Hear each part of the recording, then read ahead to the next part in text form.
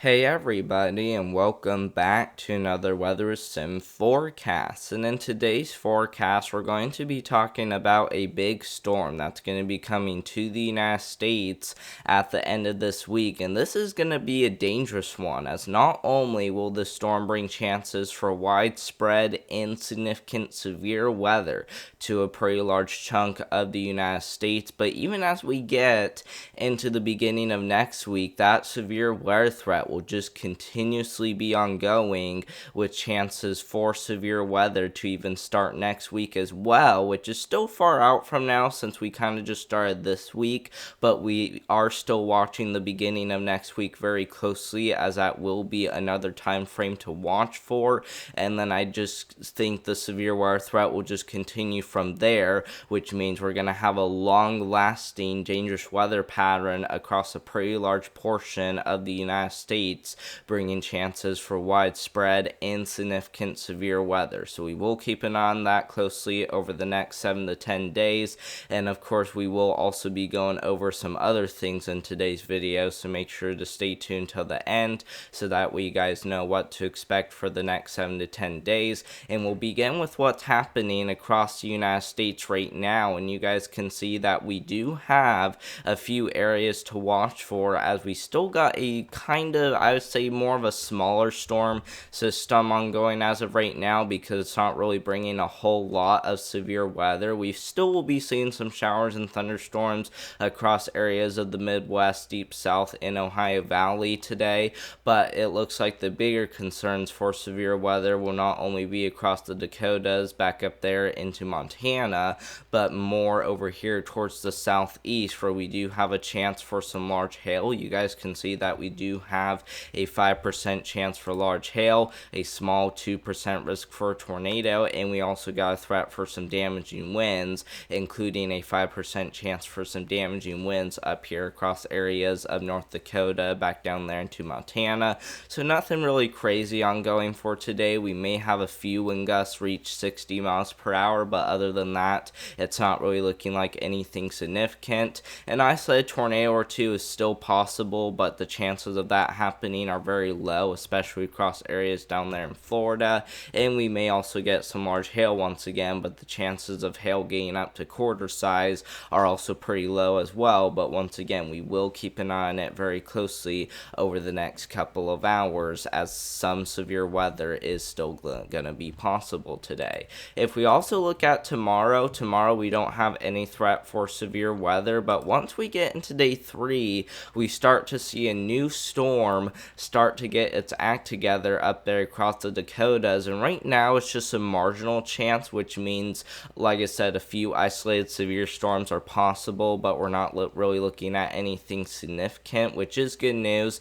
But look at day 4 though. Day 4, this storm will intensify a lot, because we're going to go from a marginal risk on day 3, which will be for your Wednesday this week, all the way to now a large slight risk. This is now a level 2 out of 5 threat for severe weather by the time we get into Thursday, May 15th, which will be the middle of this week, where we do have, once again, that pretty large area to watch for. This includes areas like Wisconsin, back over there towards southern Michigan, much of Indiana, pretty good portion there of western Ohio, northern and western Kentucky, northwest Tennessee, back over there in the southeast Missouri, much of Illinois, pretty good portion there of eastern Iowa, and as well as southeast Minnesota will all be under the gun for significant severe weather by the time we get into Thursday. And we will talk about why we could be seeing significant severe weather in just a second, because you guys can see that as of right now this is just a slight risk,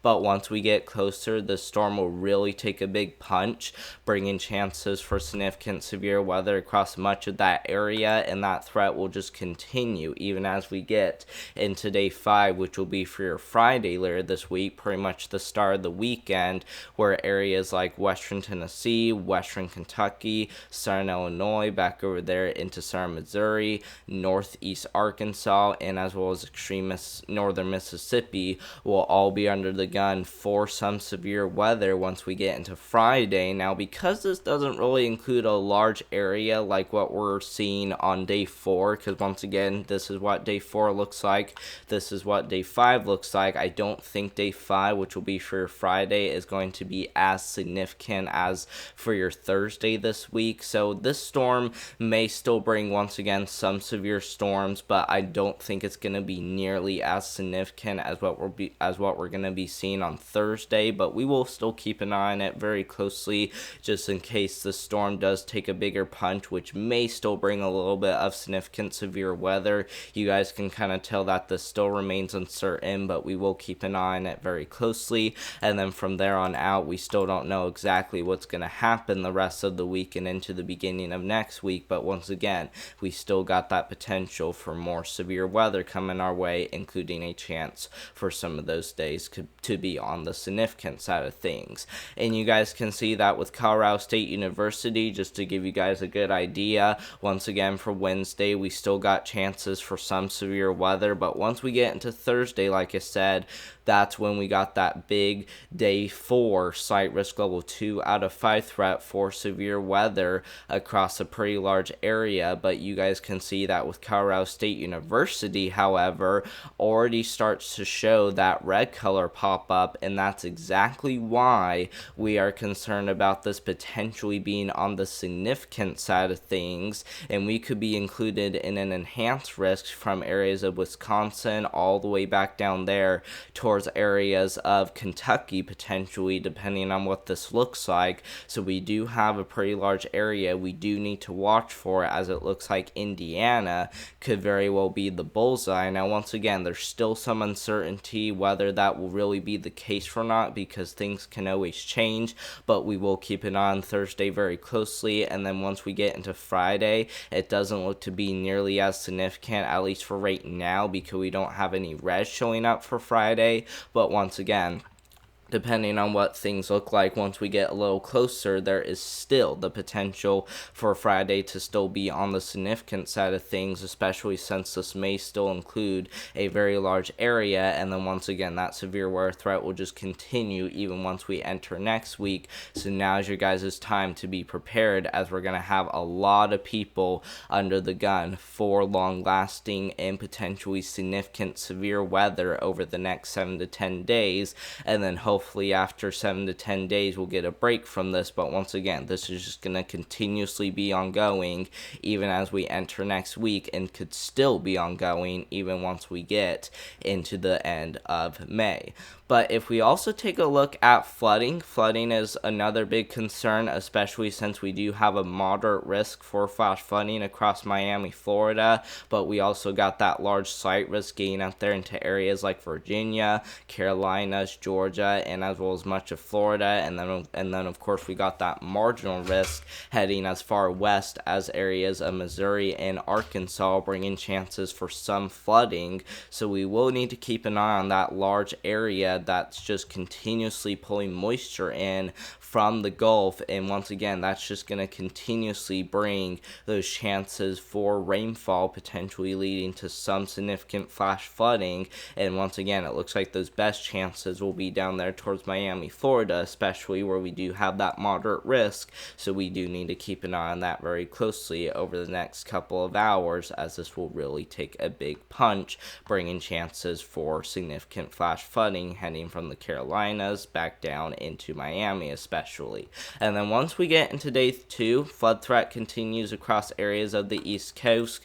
Day 3, which will be for your Wednesday, we do still have some areas to keep an eye on closely. And then once we get into day 4, continues across the upper Midwest, and then that all shifts down to the south and east, bringing chances for flash flooding during Friday, which once again will be for the end of this week, where we could also once again be dealing with some severe weather. So I think Friday will still be another day to watch for, as flash flooding is also looking possible, which we will keep an eye on very closely.